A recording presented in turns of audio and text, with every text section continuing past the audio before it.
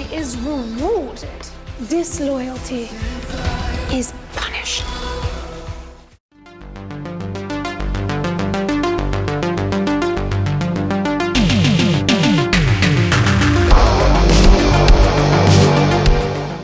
We are talking Alice and the Vampire Queen, written and directed by Dan Lantz. Now, before we get into this movie, I'm going to talk about a different, unrelated film, but the reasons will become apparent. So, I believe in 1997, a film came out called Playing God. It starred David Duchovny and Angelina Jolie. And in that movie, Playing God, it was about a disgraced doctor, played by Duchovny, who had lost his medical license through malpractice, but he was recruited by the mafia to effectively be a doctor for wounded mafia soldiers. So he ends up kind of getting pulled into the kind of this underworld society, having to kind of patch up, mafia soldiers and stuff for this particular kind of crime family. And of course, he can't really kind of get out now, and he's not really part of the actual kind of mafia himself. So he has this kind of second chance to be a doctor, but at the same time, it's somewhat under duress. And this is a very similar plot to Alice and the Vampire Queen. So let's give you a comparison plot here. So Alice is an ex-con. She murdered her husband after some years of abuse. So she's out on parole, and she used to be a Michelin star chef. But now she can only get jobs in dead-end, greasy burger joints and things like this. But she's approached by someone who offers her an incredible opportunity to become the head chef of this very exclusive club. And she obviously takes it because it's good money, etc. But as it turns out, this club is actually effectively the meeting point of a clan of vampires. And the kind of this head vampire, the Vampire Queen, wants Alice to be their head chef, to make raw meat kind of style dishes, but not just kind of like boring, we're going to suck blood. They want to have proper bells and whistles kind of like gourmet food, but obviously bloody and raw meat, and effectively. So she's recruited into this kind of vampire's employee, so to speak, to be this kind of chef. And initially she doesn't realise they're vampires, but she soon kind of learns the truth. And she's now kind of part of this kind of like this world, this underground society, very much like the mafia. And there are a few non-vampires who do various kind of jobs. There's another chef, amusingly called kind of Gordon Ramsay, and there's kind of like a manager guy who is there to kind of like manage the daytime affairs of this kind of vampire kind of clan. And effectively, it's all about this clan treating loyalty with rewards and disloyalty with punishment. So it's very much again treated like the mafia.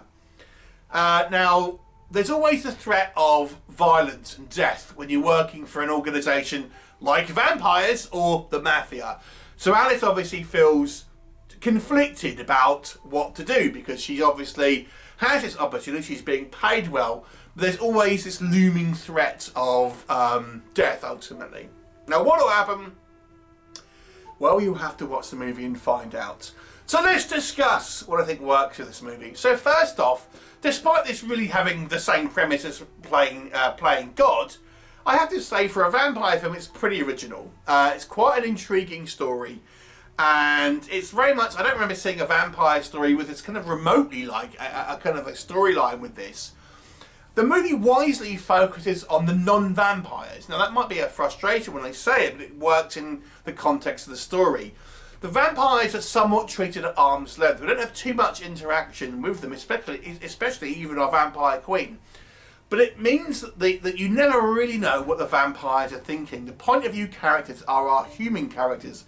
Mainly this kind of, this chef, Alice, her kind of like under chef, this Gordon Ramsay character who, they've all got their kind of dark past. That's just why they're kind of ultimately employed, because they're all sort of somewhat damaged people, and this kind of manager guy as well.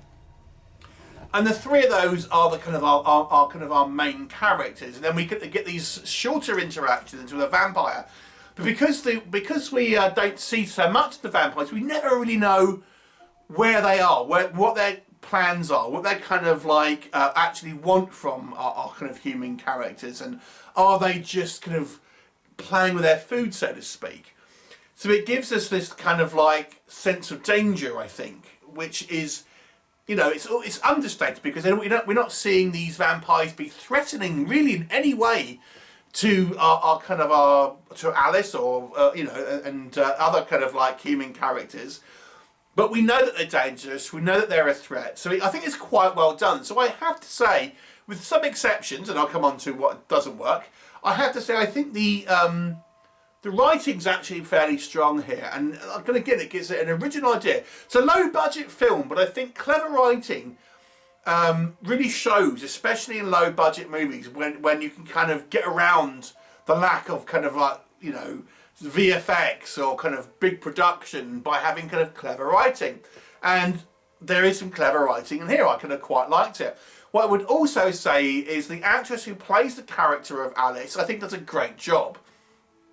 Because I think you feel genuine empathy for the character of Alice, but you understand she is damaged, and she's kind of like, she has come from a violent past. She still has the capability herself of doing violence, and is herself somewhat unpredictable, but you still want to root for her.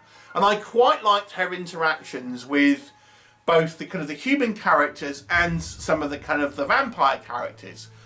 You know, the vampire sequences, and I have some issues with them, which we'll talk about, but I quite liked that there are different types of kind of sort of personalities within the vampire kind of clan, so to speak. Like she gets kind of friendly with one vampire who's kind of quite newly turned, so she still is, you know, not used to it yet, but they form a little bit of a bond. And there's another one who's kind of like just showing off because she's been involved with famous people.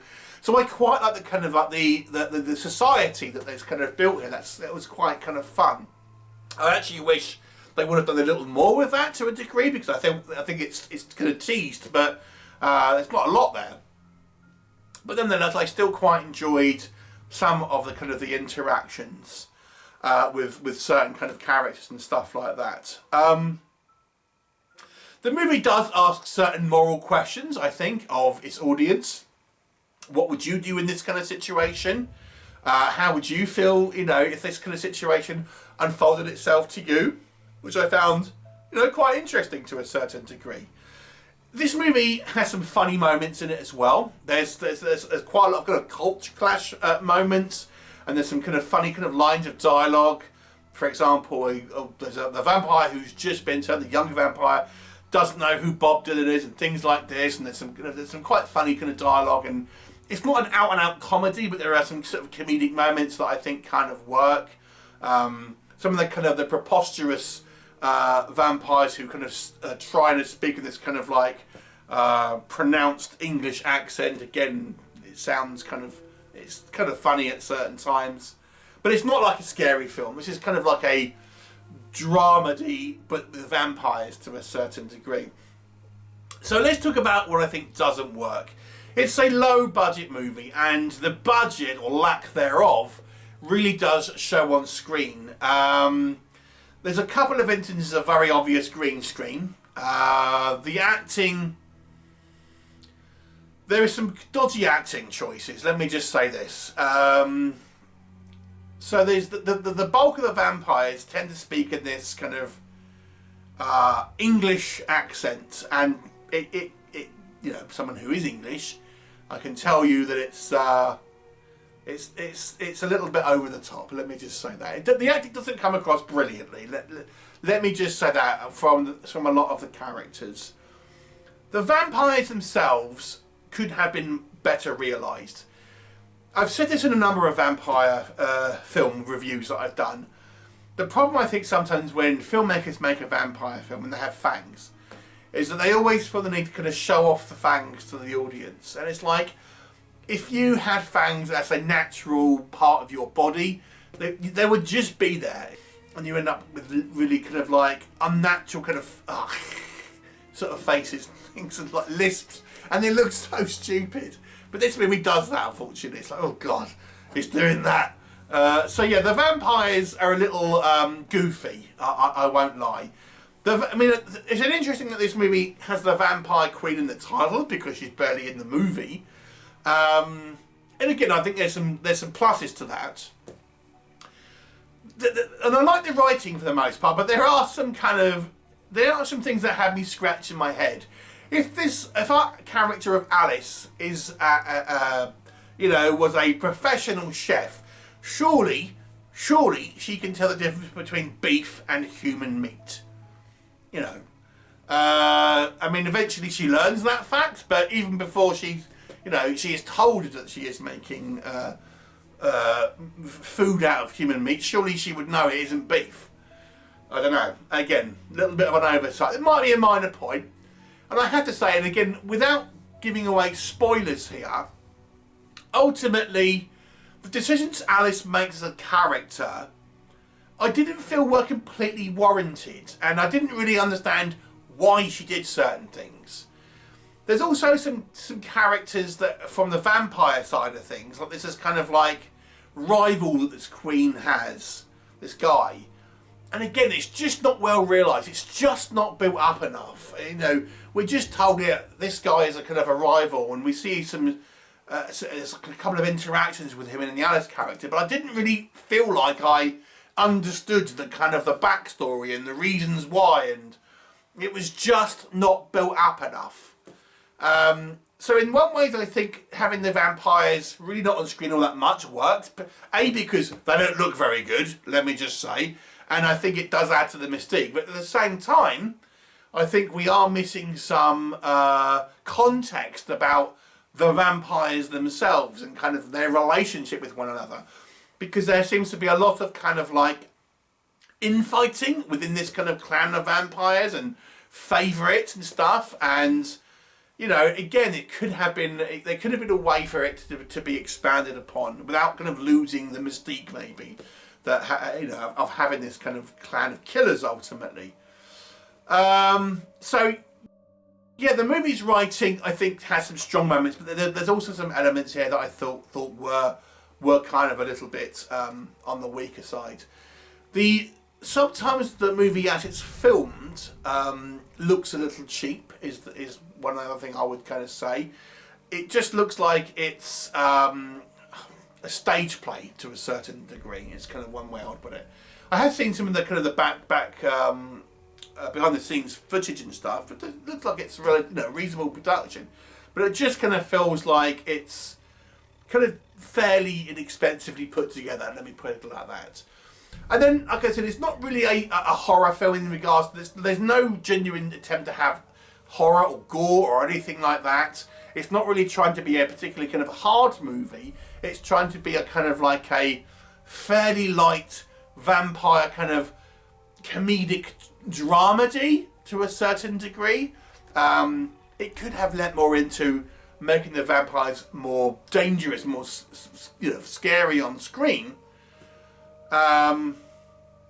It just seems to be somewhat kind of in the middle, never really committing to a full-on comedy, a full-on horror, or it could even a drama. It's too committed to be a drama. It's not quite funny to be a full-on comedy, and it's not quite scary to be a horror. So it's in this kind of middle ground.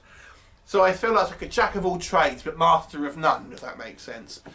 Overall, I gotta say though, the storyline did intrigue me. The main character did intrigue me. I think the movie suffers from a low budget, and I think some of the vampires are not well realised, certainly in the acting and kind of like the way that in just the conceptual ideas. But the general story, I was curious to see where it would end up, even though I think I had some questions about it.